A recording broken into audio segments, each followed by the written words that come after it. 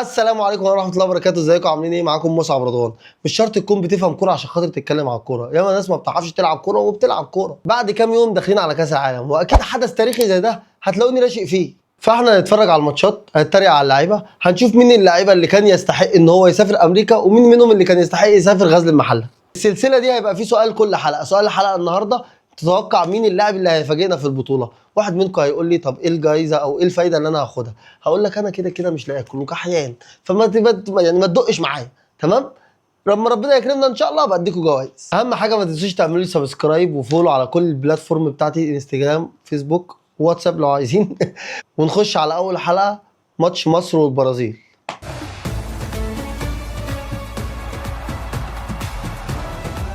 وفي بدايه الماتش كده يا استاذ مهند علشان انت عايز ايه؟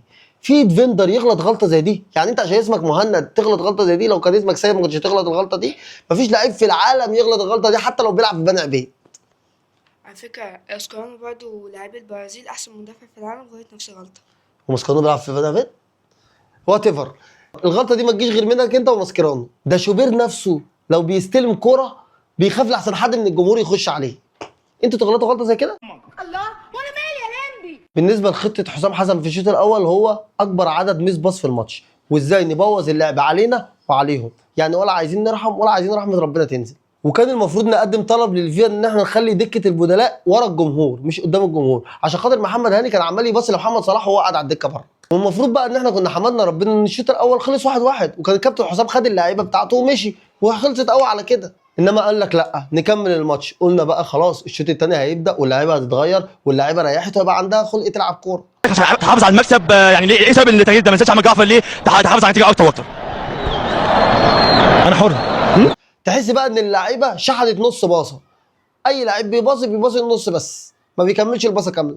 ومن اجمد لعيبه في الماتش واكتر لعيب ذاكر المباراه كويس هو شوبير. مش عشان لاعب كويس، لا، عشان خاطر كل ما يمسك الكره يلعبها لمحمد صلاح كانه بيتفرج بس على ماتش اليسون في ليفربول هو وصلاح. ولا الانفراد بتاع فينيسيوس وفتوح، تحس ان مونريلي ماشي جنب عربيه نقل عام.